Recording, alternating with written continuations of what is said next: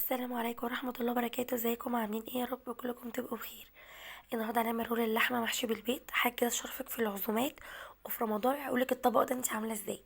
معايا بقدونس وبصل فرماهم مع بعض، ومعايا بيض سلقاه، ومعايا نص كيلو لحمة مفرومة فيها 10% دهون، تمام، عشان الدهون تمسك معانا.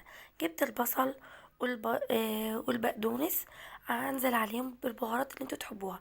في هنا نقطة عايزة اقول لكم عليها: اللحمة ما بتحبش البهارات الكتير، يعني بهارات كده خفيفة عشان نحس بطعم اللحمة، عشان ما تقلبش معانا. معانا هنا ملح وفلفل وبابريكا، و عندي هنا بهارات كفتة. حبة بهارات لحمة مفيش مشكلة، اللي حباه حطيه. من كل حاجة كده معلقة صغيرة علشان الأكل يكون ليه طعم، وفي نفس الوقت البهارات ما تكونش كتير. هخلط كل الكلام ده كويس جدا، وبعد كده هنزل باللحمة المفرومة. عايزة لكم الخطوة ان انتوا تخلطوا البهارات بالبصل الاول بقدونس، بتدي تيست حلو قوي للحمة. بعد كده هفضل اخلط كويس جدا في اللحمة لحد ما الاقيها يعني بتتجمع معايا شبه العجين كده لغايه لما تسمغ معانا. تمام. جبت هنا ورق زبدة، هفرده على الرخامة بتاعتي، وبعد كده هبدأ افرد اللحمة على شكل اسطوانة، مربع كده مثلث، قصدي مستطيل، معلش انا اسفة، مستطيل، بحيث ان انا اقدر اتنيه يبقى معايا شبه الرول. هبدأ افرد كده بالراحة واحدة واحدة. طبعا لازم ايدي تكون متساوية عشان اللحمة متبقاش حتة عالية وحتة واطية، يبقى كله في سوا واحد. احاول كده نسويه كده واحدة واحدة، واخليها شكل مستطيل معانا. تمام كده، بس كده. بصوا، بس اقعد بالشكل كده، وهمسك كده بايديا الاتنين كده، افردها كده بايديا، اشوف هي مظبوطة ولا لا، متساوية ولا لا، لغاية لما كله احس ان هو قد بعضه. بعد كده هجيب البيض وهرصه في النص. بجد الوصفة دي هتعجبك جدا، ممكن جنب مكرونة رز بسمتي، اي حاجة انتوا تحبوها اعملوها، سلطة، تنفع في الرحلات، خطيرة.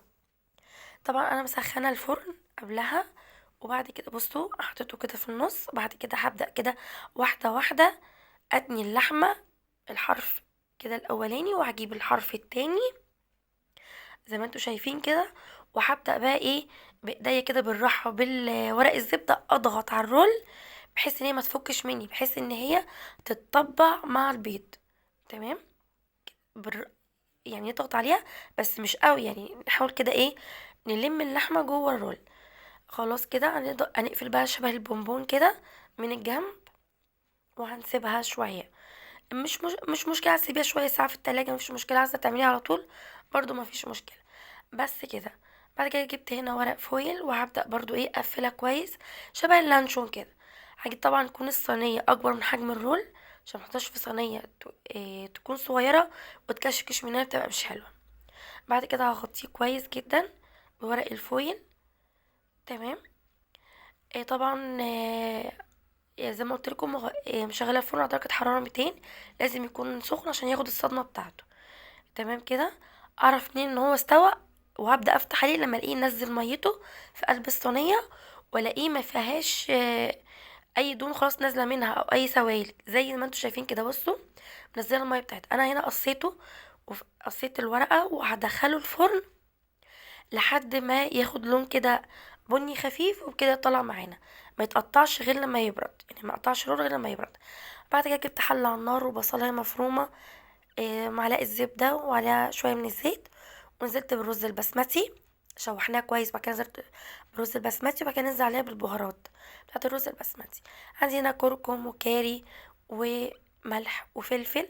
عندك رومي وقرفة، حطي حباهم حطي، مش حباهم ما تحطيش، براحتك اللي انتوا عايزينه، يعني بتبقى اذواق. تمام كده. وطبعا عامله ميه سخنه على جنب عشان ننزل بيها على الرز. هنا كوبايتين من الرز عليهم 3 كوبايات من الميه، او كوبايتين من النص حسب الرز البسمتي انتوا بتستخدموه. انا هخلط كله كويس، كل البهارات مع بعض، وبعد كده هنزل الميه السخنه. اول ما يغلي وتشرب الميه هوطي عليه، كمل سواه زي الرز المصري بتاعنا العادي كده. تمام كده. يلا بينا نشوف شكل الطبق. بعد الرز البسمتي بتاعي ما استوى والرول بتاعي طلع وبرد شويه، هنبدا نقطعه حتت سميكه شويه. بس كده بجد تحفة، هتعجبكم هتشرفكم في اي سفرة، وهيقولك عملتيها ازاي. كانت معكم جولة وطبخة مع لولا. اشوفكم وصفة جديدة على خير، مع السلامة. اوعوا تنسوا الاشتراك واللايك.